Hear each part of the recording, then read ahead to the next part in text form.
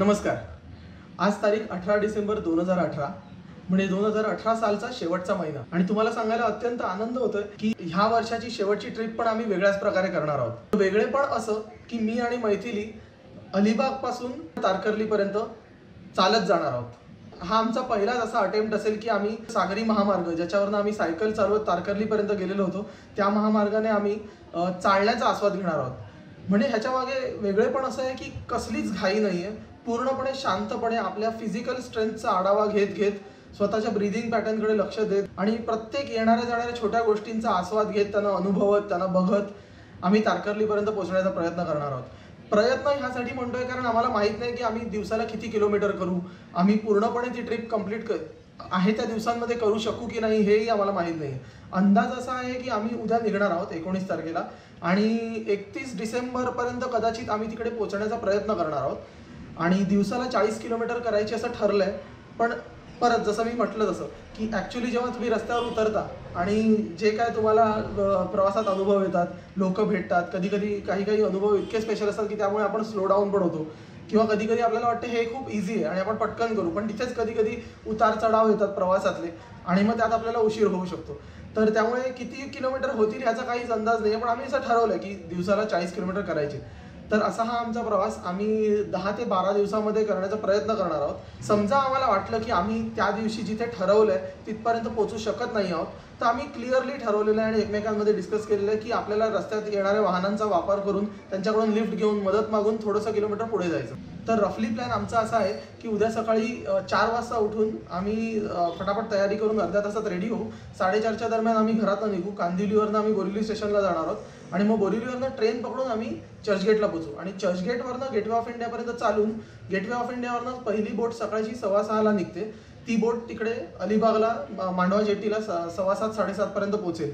तर तिथे 7:30ला पहिल्या बोटीने पोहोचून चालण्याची सुरुवात करायची असा आमचा प्लॅन आहे आणि मग पुढे कसं होतं ते जे होत जाईल घडत जाईल ते मी तुम्हाला थोड्या वेळाने दाखवतच जाईन। तर असा हा आमचा वेगळ्या पद्धतीचा प्रवास तुम्हाला नक्कीच आवडेल आणि तुम्हालाही काहीतरी असं वेगळं करण्यासाठी मोटिवेट करेल किंवा इन्स्पायर करेल अशी मला नक्की खात्री आहे। तुम्ही पण तुमच्या भावना कळवा की तुम्हाला हे ऐकून की आम्ही चालत जाणार आहोत हे कळल्यानंतर काय वाटलं आणि नक्कीच आम्हाला ह्या प्रवासामधून भरपूर काही नवीन गोष्टी शिकायला मिळणार आहेत। तर त्यासाठी आम्ही खूप एक्सायटेड आहोत आणि स्पेशली मी आणि मैथिली दोघंच तो प्रवास करणार आहोत। तर खूप एक्साइटमेंट आहे, बघूया काय होतं पुढे। चला बाय। आता आम्ही निघालोय, सकाळी लवकर उठलो आणि आता आमची जर्नी ॲक्च्युली स्टार्ट झाली आहे। मजा येते। आमच्या प्लॅनिंगनुसार आम्ही 4:30ला घरातून निघालो आहे आणि आता ट्रेनमध्ये बसलो आहे। बोरिवलीवरनं ट्रेन पकडली आहे आणि चर्चगेटला जाणारी ट्रेन आहे। आता होपफुली आम्ही 4:53ची ट्रेन पकडली आहे, ती 5:53 किंवा 6पर्यंत पोहोचेल। मग आम्ही तिकडे पोहोचल्यानंतर टॅक्सी करून फटाफट गेटवे ऑफ इंडियाला जाऊन पहिली बोट पकडण्याचा प्रयत्न करू। पहिली बोट 6:15ची आहे, तर बघूया मिळते की नाही। Let's hope for the best. आणि प्रवास सुरू झालेला आहे, पूर्ण ट्रेन खाली।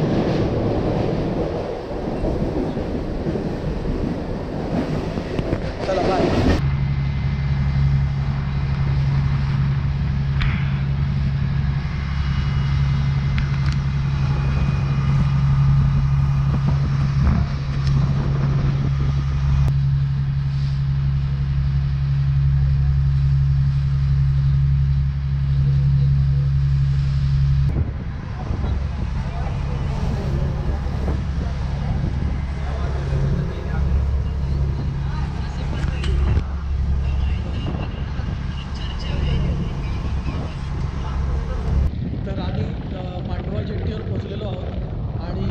सकाळची जी पहिली बोट होती 6:15ची ती आम्हाला मिळालेली आहे आणि आम्ही वेल विदिन टाईम पोहोचलेलो होतो। आता मला वाटतं 7:30 वगैरे वाजले असतील आणि आत्ता आमचा चालण्याचा प्रवास सुरू होणार आहे। तुम्ही आमची हालत बघू शकता, जबरदस्त थंडी आणि भरपूर जोरदार वारा सुटल्यामुळे आम्ही बोटमध्ये जाम गारटलो होतो। आता होपफुली चालायला लागल्यावर थोडीशी गरमी येईल आणि ऊब येईल अंगात। तुम्हाला सूर्योदय दाखवतो।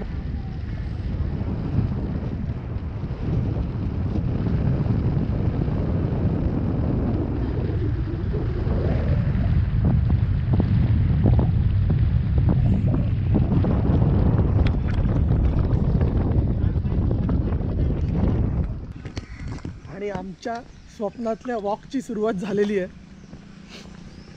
5 मिनिटापूर्वी आम्ही मांडवा जेट्टीवर 5 नाही 10 मिनिटापूर्वी आम्ही मांडवा जेट्टीवर उतरलो. मस्त थंडी वाजत होती, पण आता चालायला सुरुवात केली आणि आता मस्त वाटतंय. आणि जे आम्ही ठरवलेलं ते आम्ही करतोय. बघा पूर्ण शांत गाव आणि या बाजूला बीच. तो बघा बीच आणि बीचच्या बाजूने आम्ही ह्या रस्त्यावरनं चालतोय. पूर्ण रस्ता शांत आहे, कोणीच नाही आहे रस्त्यावर, फक्त आम्ही.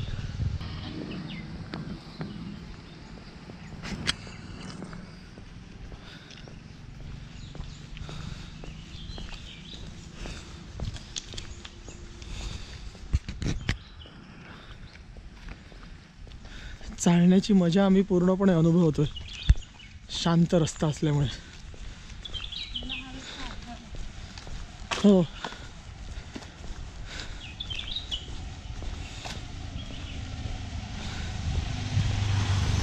आणि ह्या रस्त्यावरूनच आम्ही आमच्या मुंबई ते मालवण या सायकल प्रवासाची सुरुवात केलेली होती. त्या सगळ्या जुन्या आठवणी आता ताज्या होणार आहेत. फक्त फरक एवढा आहे की सायकलपेक्षाही आम्ही स्लो डाऊन होणार आहोत, चालणार आहोत.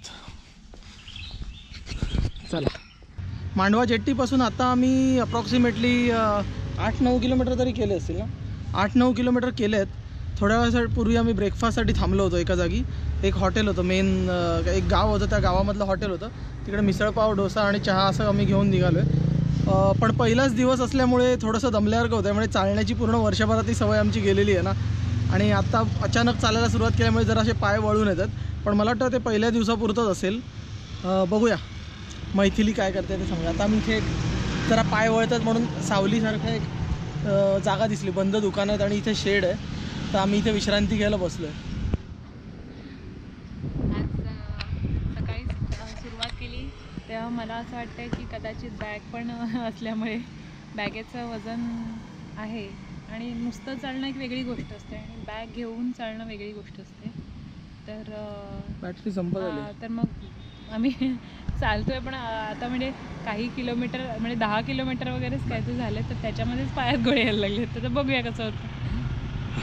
आजच्या दिवसाबद्दल सांगायचं झालं तर आम्ही थोडंसं 40 किलोमीटर चालायचं जे ठरवलेलं ते आम्ही ओव्हर एस्टिमेटेड केलेलं होतं असं आम्हाला आता जाणवतं आहे. आम्हाला असं वाटलं की इझिली आम्ही 40 किलोमीटर एका दिवसात करू शकू, पण प्रत्यक्षात जेव्हा चालायला सुरुवात केली सामान पाठीवर घेऊन, त्यावेळेला जाणवतं की ते तितकं एकदम जेवढं सायकलिंग इझी आहे तेवढं चालणं इझी नाही आहे. थोडी प्रॅक्टिस पाहिजे. पण तरी आम्हाला आमचे म्हणजे मोटिवेशन आणि इन्स्पिरेशन आहेत आमच्याबरोबर आणि कॉन्फिडन्स तर आहे.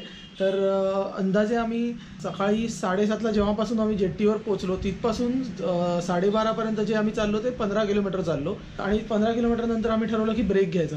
तर आम्हाला रस्त्यावरच एक गावरान नावाचं एक हॉटेल मिळालं. ओयोने सपोर्ट केलेलं ते हॉटेल आहे. हॉटेल आणि जेवणाची सोय आहे.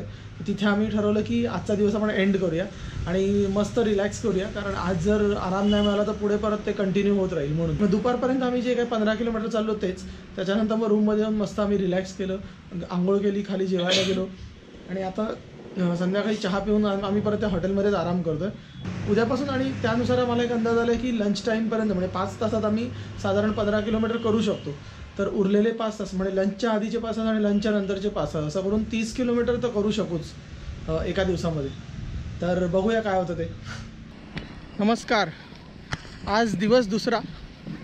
कालच्या थकलेल्या पूर्ण दिवसानंतर आम्ही जो आराम केला आणि आम्ही सकाळी म्हणजे काल ठरवलं होतं की आज सकाळी 6 वाजता चालायला सुरुवात करायची, पण प्रत्यक्ष जेव्हा अलार्म वाजला तेव्हा आम्हाला असं वाटायला लागलं की आरामच करूया जरा वेळ, म्हणून आम्ही सरळ आराम केला, अलार्म बंद करून झोपलो आणि फायनली आम्ही 8 वाजता 8:30ला चालायला सुरुवात केली. बघा मागे मैथिली पण आहे. पण आज दिवस फ्रेश वाटतो आहे.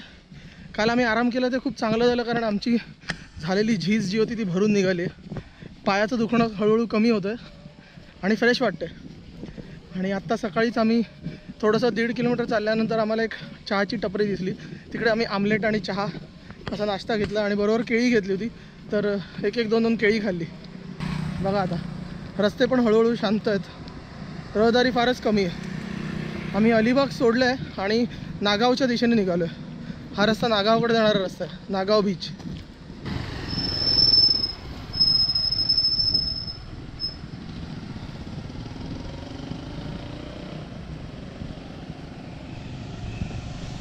झाडांच्या सावलीतून चालताना फार मस्त वाटते.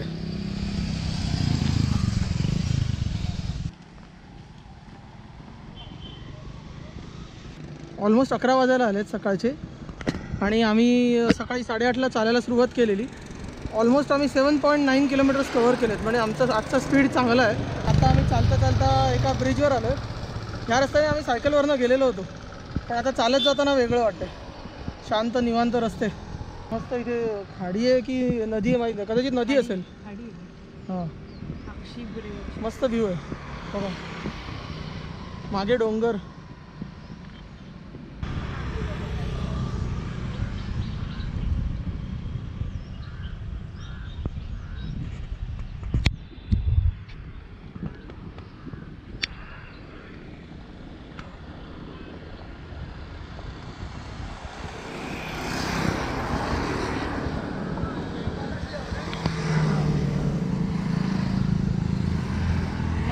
सकाळी आम्ही लवकर सुरुवात केली नव्हती 8:30ला चालायला सुरुवात केली.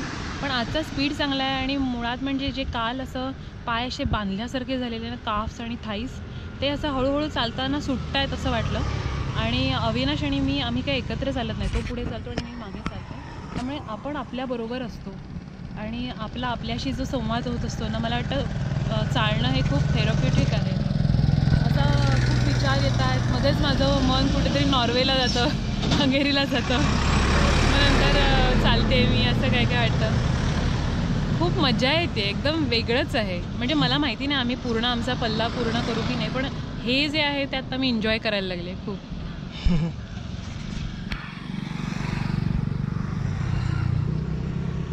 नागावच्या आधी एक आम्ही हॉल्ट घेतलेला. एक दुकान होतं मस्त वयस्कर आजी आजोबांचं. तिकडे आम्ही मस्त 2-2 ग्लास ताक प्यालो, घरगुती बनवलेलं ताक. आणि तितकं अप्रतिम होतं की आम्हाला एकदमच रिलॅक्स्ड वाटतं आता. आणि तिथे बसलेलं असताना अजून एक लोकल काकांची ओळख झाली आणि त्यांनी आम्हाला इथून आतून एक येणारा रस्ता सांगितला. त्यांनी सांगितलं मेन रस्त्यावरनं जो अलिबाग रेवदांडा जो highway, state highway, coastal highway, त्याच्यावरनं जाण्यापेक्षा तुम्ही आतमधल्या गल्लीतनं जा, तो आम्हाला डायरेक्ट नागाव बीचपर्यंत घेऊन जाईल. आणि तो रस्ता खरोखरच छान आहे. आणि गावातल्या वाड्या असतात असा छोटासा रस्ता आहे आणि मस्त झाडांच्या सावल्या, अजिबात गाड्या नाहीत, एखाद दुसरी बाईक जाते फक्त. वेरज त्या बाहेरच्या मेन रस्त्यावर सारखं एसट्या, गाड्या, लॉऱ्या असं येत होत्या. त्यामुळे आम्हाला रस्ता नॅरो असल्यामुळे रस्त्यावरनं उतरावं लागत होतं. पण आता इथे तसं अजिबातच नाही आहे. एकदमच गावातली वाडी आहे, शांत निवांत आणि चालायला मजा येते. खूप रिलॅक्स वाटते. ती बघा मैथिली.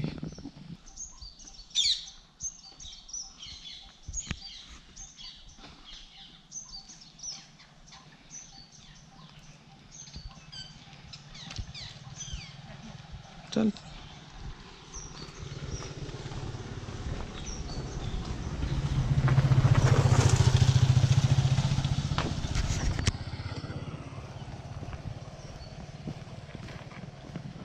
ह्या रस्त्यावरनं चालताना कसं वाटतं? शांत आहे, पण मध्येच ब्रेक घेतला की ते सगळी लय बिघडते. कसं झालं माझं, म्हणजे लय बिघडते म्हणजे थोडा वेळ रेस्ट केल्यामुळे ना त्या मांड्या आणि काफ्स आणि बोट खालची म्हणजे त्यांचं बर्निंग जे आधी मला जाणवत नव्हतं ते वाढलं, ॲम्प्लिफाय झालं. तरी मी तिकडून माइंड डायव्हर्ट करण्याचा प्रयत्न करते. परंतु हा रस्ता कसा आहे? रस्ता अतिशय सुंदर, काय हेच नाही, मस्त शांत निवांत. आणि अशा रीतीने माझा फोन वाजायला लागलेला आहे, जो मी आता कट करून टाकणार आहे. तर फायनली आता आम्ही मुरुडला पोचलेलो आहोत. आता ते कसे पोचलो ते मी तुम्हाला आता सांगतो. आज आम्ही सकाळी 8:30ला चालायला सुरुवात केली. कदाचित 13 किलोमीटर केलेली असेल. मी एकदा गुगलमध्ये चेक करून परत एकदा कन्फर्म करतो. नागाव या गावापर्यंत चाललो. नागावला ऑलमोस्ट मला वाटतं 12:30 का 12 वाजलेले होते. आम्ही म्हटलं की आतापासून आपण अशा पद्धतीने करू शकतो की अर्धा दिवस चालायचं आणि अर्धा दिवस हिच हायकिंग किंवा लिफ्ट घेऊन किंवा लोकल ट्रान्सपोर्टने पुढे जायचं.